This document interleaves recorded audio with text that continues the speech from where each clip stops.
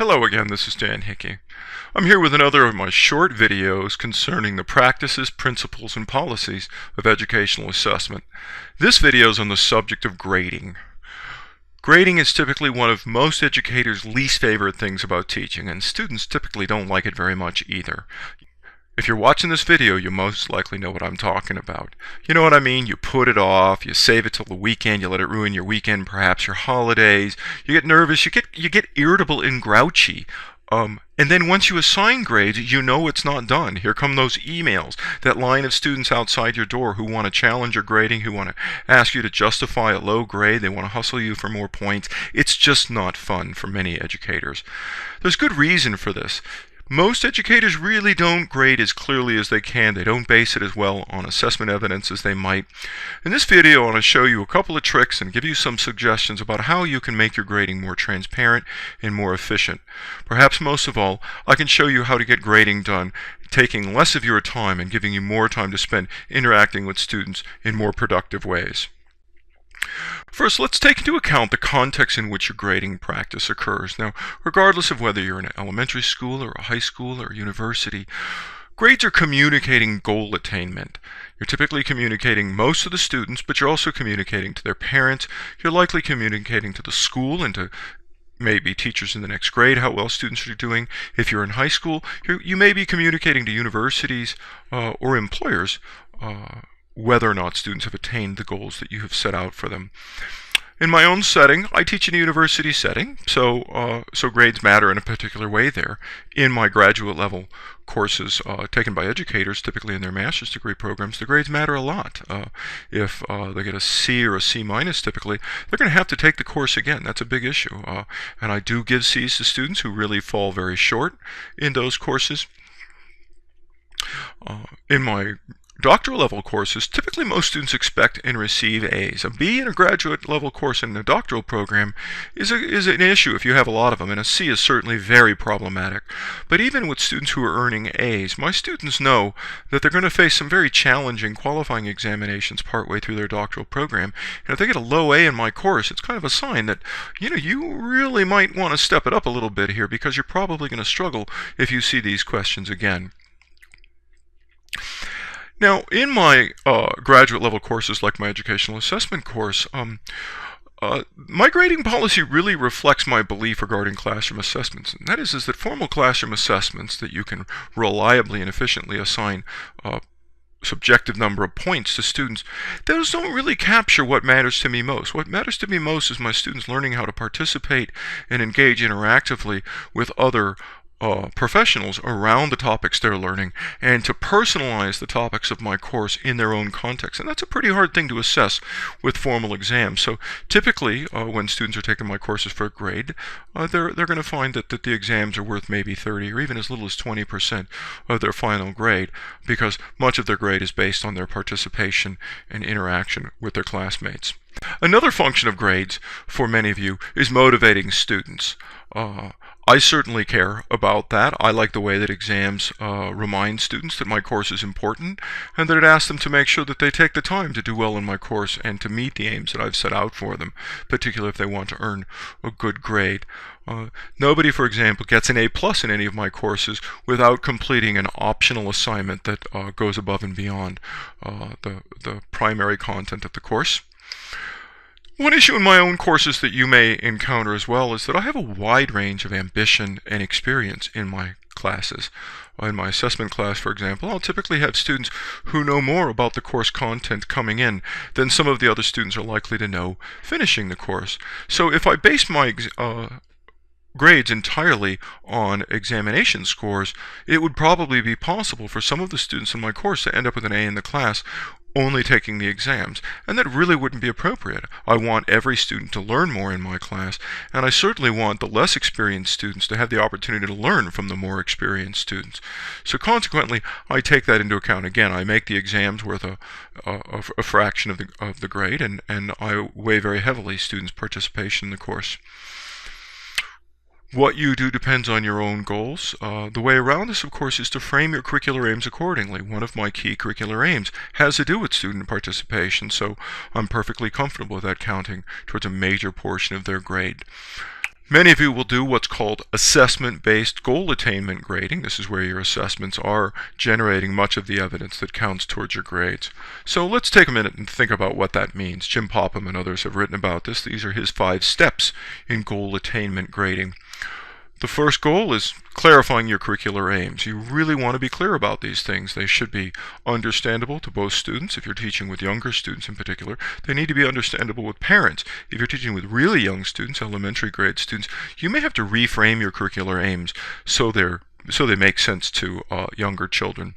You want to consider using examples to show what you mean by attaining a particular goal. You may want to show the kinds of assessment items, but you want to be careful. Sometimes people focus way too much on examples, and sometimes people want to argue about a specific example. The second step is choosing the evidence. Now, of course, you've got exams and quizzes, but there's typically other things that will factor in. Maybe homework, maybe assignments, maybe papers. In my courses, students complete a Wikifolio assignment each week, and those count towards their grades. So you want to take all those things into account. One piece of advice I have is that you probably should never rely entirely on student-generated artifacts, projects, and papers and such. I think even in writing classes, it's good to have a formal exam that shows you whether or not students can take away the ideas that they've practiced using in the assignment and reproduce those in some sort of formal setting. That should give you more confidence whether or not students appreciate and understand those ideas well enough to use them in some subsequent course setting. Step 3 is weighting the evidence. This is pretty important. Like I said, I don't weight exams very strongly because that's my personal opinions. Others might be different. The key thing is you want to be transparent about the weighting. You want it to be clear to the students how things are weighted. And if you're spending a lot of time, if students are spending a lot of time on assignment, that should be reflected in how that's weighted towards a grade. Students typically will complain and consider it unfair to spend a great deal of time on something that doesn't count much towards their final grade. Finally, you want to determine the grades. Key thing here again is be transparent. There should be no surprises when students get their grade in a course. They should understand entirely why, if they didn't get full points on something, and particularly when they lost enough points on something that it actually takes them down a whole letter grade. You want to be able to explain that to them. Whether or not you use pluses or minuses depends on your preferences. I tend not to use pluses or minuses because, in my experience, that gets students really playing games for more points when they're just shy of the thing and coming and looking for extra points. It's an awful lot of work. I want to take a minute and talk about something that some of you may be doing already or may be asked to consider, certainly in the U.S. in the coming years with the Race to the Top assessments and the Partnership for the Assessment of Readiness for College and Careers. Many teachers will be asked to adopt achievement level, or what may be referred to as standards-based grading. This is where you're giving verbal statements regarding students' mastery of the particular standards that you've targeted in your curriculum. You'll often have 4, sometimes 5 levels. You may have developing or below basic for students who don't meet the standards. And then you'll have on the higher end, you have exceed standards or exceed standards by far, things like that. My opinion, you want to be careful with this stuff. Sometimes people will do this with way too many standards, and this generates an enormous amount of work for teachers. And it's information that may or may not be useful for students. A lot of times there just isn't time for remediation. Many times once grades are assigned, students really do need to move on to the next thing. So you want to make sure you have time to remediate students before grades are assigned. This is probably only manageable for high-level standards that cover a relatively large swath of the curriculum. If you're doing this for a lot of numerous small grain size standards, you're really probably going to be spending way too much time working on it. When it does come to evaluating your students and defining your grading practices, you've got several options to consider. These will probably be familiar to you, but let's go over them. Absolute grading, sometimes referred to as criterion reference grading, is where you set a criteria for attaining each grade. And you lay out, here's what students need to do to attain an A. Many educators will consider this option in early sort of so-called weed-out courses that occur early on, where it's really crucial that students not move on to a particularly challenging or highly competitive program if they haven't done well in an initial course. It's more likely that you have some sort of relative aspect to your grading. This is where you take into account the performance of the cohort or groups of students. Sometimes it's called norm reference or grading on a curve. This gives you some flexibility, but I want to caution you.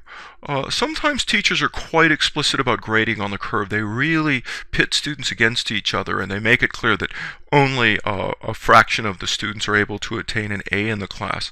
One of the things that this can cause is competition between your students that is quite problematic. In other words, you see students recognize that if they help other students succeed, that may make it harder for them to earn an A. So you want to keep that in mind. This is one way that absolute grading sometimes can really facilitate interaction among your students, where there's no harm in helping other students attain a clear criteria to earn an A. A third evaluation option is aptitude-based grading. This is where you're taking into account student potential. And I guess I incorporate this a little bit into my own grading scheme, as I mentioned earlier. Doing this with in secondary or elementary school courses can be problematic. You can create kind of a remedial ghetto where your students who come to you with from academically disadvantaged backgrounds, less is expected of them. You're not pushing them. They learn that they can get A's without really working very hard, when in fact they're really not doing very well in school. And eventually that catches up with them, because when that's no longer an option for them, they discover that they're really far behind their classmates and unable to succeed in future courses. Generally speaking, effort-based grading is something you should avoid. A lot of assessment experts have reminded us that there's really no easy way to grade effort formally. Sometimes this is something you want to include in a report card, perhaps to parents. The kids could be working harder or appear to be working harder, but not count it towards their grades. That's it for this short video. I want to conclude by reminding you that it's crucial not to let your personal biases creep into your grading of students. This can be a real problem. Sometimes it's inadvertent, it just slips in, but you will make mistakes when you're grading. It's just impossible to be that precise. The important thing is that the mistakes you make should even themselves out. You shouldn't always, you don't want students to be getting the benefit. Some students to be getting the benefit of the doubt when others don't. Students are typically on the alert for this. They're on the lookout for it, and they'll sniff it out and they'll raise it when they see it. One way to head this off, again, is be transparent, but you also want to be prepared. When you assign grades, you're likely to be getting challenges, and you need to be able to show students and perhaps parents and perhaps administrators very clearly how your grades were assigned. You want to be able to just pull up a nice, clear spreadsheet that show what points were attained. You want to be able to show examples and point to specific things where students were deficient that explain why they got a poor grade. That's all for now. I hope you found this useful. Bye-bye.